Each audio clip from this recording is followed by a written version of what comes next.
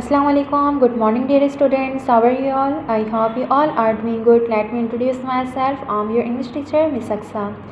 So, students, today we are going to understand the past continuous tense. So, students, if you remember, we have understood the tenses, previous tenses, present indefinite, present continuous, present perfect, and past indefinite. So, students, today we are going to understand the past continuous tense. This is the fifth tense of the tenses. So students, are you ready? So student, first of all we have to know what is the meaning of this word past and continuous. So students, past main माजी and continuous main जो काम जारी है, यानी क्या है कि जारी काम को कंटिन्यूस कहते हैं। पास्ट कंटिन्यूस का न्यू वर्ड जो है वो आया है। पास्ट कंटिन्यूस को पास्ट प्रोग्रेसिव भी कहते हैं, जैसे कि मैंने आपको प्रेजेंट में बताया था कि प्रेजेंट प्रोग्रेसिव और present continuous both are same as past continuous and past progressive, both are same. So students, first of all you have to know what is the definition of past continuous. So let's know. Past continuous tense represent on an ongoing action of the past.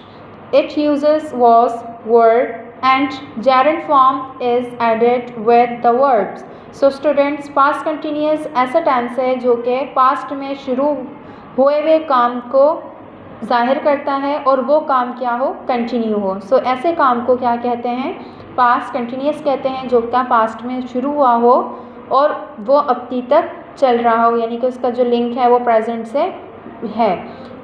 जैसे कि मैं आपको example के तौर पर समझाती हूँ कि मैं आपको कहूँ कि लास्ट वीडियो में मैं आपको प्रेजेंट इंडेफिनिट समझा रही थी, ठीक है। तो इसका मतलब कि जो वक्त जो है वो गुज़र चुका है उसमें मैंने आपको पास्ट कंटिन्यूस के बारे में, प्रेजेंट इंडेफिनिट के बारे में बताया। तो ये हमारा क्या होगा, पास्ट कंटिन्यूस टेंस होगा, ठीक है, कि ऐसे काम जो हमने पास्ट में शुरू किए हैं, ठीक है, और वो कंटिन्यू हों, तो ऐसे काम को हम क्या कहते हैं, पास्ट कंटिन्यूस कहते हैं। अब इसका स्ट्रक्चर देखिए। As we know that students, there are three kinds of sentences: affirmative sentence, negative and interrogative sentence. So students, you know very well about the difference between them. So first of all, we have to know the affirmative structure: subject plus helping verb was, were with gerund verb with first form with gerund form and then object. So students, this is the structure of affirmative sentence.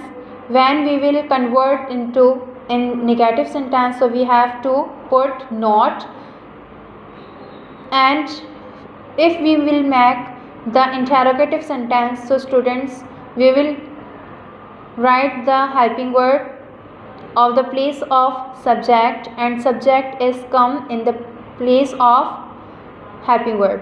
So now students, let's know what is the identification of this tense. रहा था, रही थी, रहे थे। Present continuous में identification क्या थी present की, रहा है, रही है, रहे हैं, क्योंकि वो प्रेजेंट था इसलिए है आ रहा है, और कंटिन्यूस था तो इसलिए रहा आ रहा है, ठीक है। इसी तरीके से इसमें पास्ट कंटिन्यूस है तो पास्ट में था, थी और थे आएगा, कंटिन्यूस है तो रहा आएगा, ठीक है। सो स्टूडेंट्स, आप लोगों को अब सेंटेंसेस बनाने हैं। इस टेंस से रिलेटेड आपने अपने सेंटेंसेस बनाने हैं। सेंटेंसेस देखिएगा। She was drinking coffee in the coffee shop. वो कॉफ़ी पी रही थी कॉफ़ी शॉप में। They were playing football in that field. वो इस खेत में या इस फसल में फुटबॉल खेल रहे थे। He was writing articles on different topics. different मुख्तलिफ टॉपिक्स पे वो आर्टिकल लिख रहा था। I was singing different kinds of songs, especially modern.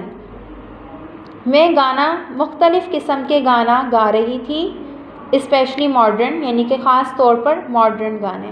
So students, this is your topic past continuous. So students, you have to make sentences of 5 tenses so that you can able to make sentences and you have to get command on sentences and speaking. So students, रोज़मर्रा की ज़िंदगी में अपने जो tenses आप लोग पढ़ चुके हो उन टेंसेस को यूज़ करने के हैबिचुअल हो जाइए, अपनी आदत बनाओ कि आप लोग ने उन तमाम टेंसेस को अपनी डेली लाइफ में उसको यूज़ करने के आदी हो जाओ. Okay students, this is the end of our exercise. Inshallah we will meet in the next video. Till then, take yourself. Allah Hafiz.